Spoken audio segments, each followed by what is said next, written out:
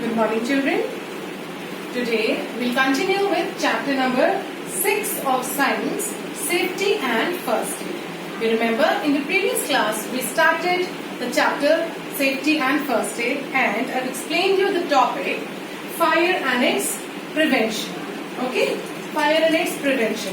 And in that topic I've explained to you that what are the precautions which we should take so that we or the area around us doesn't catch fire.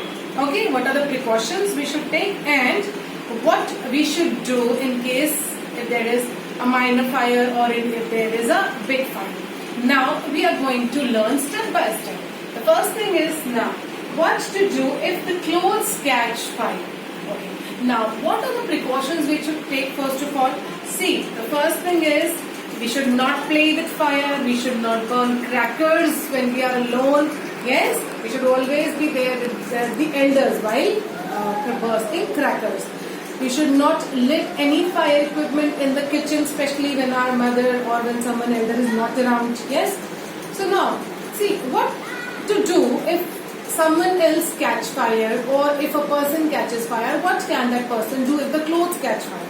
Okay. See, first of all, we should go to the kitchen only when we are wearing cotton clothes. Yes. Ask your mothers to wear cotton clothes, cotton suits, cotton dress, whatever, when they are in the kitchen, because synthetic clothes, they are actually prone to fire. They catch fire easily and they take a lot of time.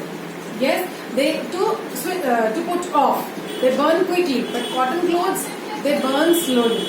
Okay. Now, what if someone catches fire? The first important thing is that let that person roll down on the ground. See, what will happen if the person is rolling down on the ground? So that rolling down cuts off the supply of oxygen. We all know that for the fire to burn, the supply of oxygen is important. Yes, fire will keep on burning if there is a continuous supply of oxygen. And if we put off the supply of oxygen, the fire would stop. Yes, so the person should roll down. Okay. The second thing is the person can wrap himself in a blanket or in some carpet or in some thick cloth, thick woolen cloth or some overcoat or something. Okay? What will happen? See, if the person wraps himself in a blanket, the supply of oxygen would naturally cut off and the fire would go. Yes? Now, the third important thing is, suppose if there is someone else on fire and if you see or someone else see, what can we do?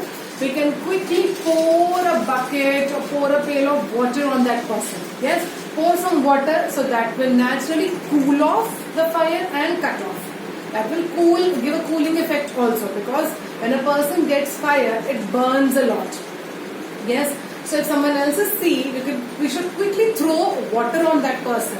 We can throw sand, we can throw mud, clay. So all these things would naturally help in cutting off the supply of oxygen and the person would get rid of the fire. We can wrap the person in the blanket and all, but we should remember to re-wrap the person, to open up the person, unwrap the person also.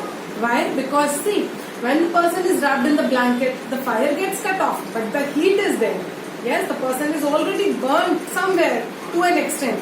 The heat is already there. So now if the person is kept wrapped in a blanket, what is going to happen? That heat is going to give him lot of burning sensation.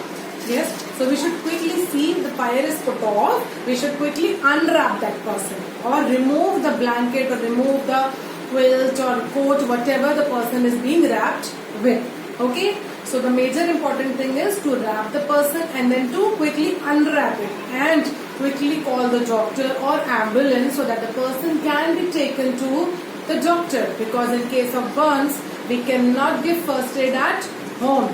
Only those burning relaxants or there are ointments, those cannot give relief in the case of such fire. If you are burned, like suppose I am cooking food and if suppose I get burned, I touch something hot or I touch something. So for that I can give a first aid to myself. Like I can put some Bernol or some other ointment which can give me some cooling effect. So for that we can do. But for big fires, we should never take risk.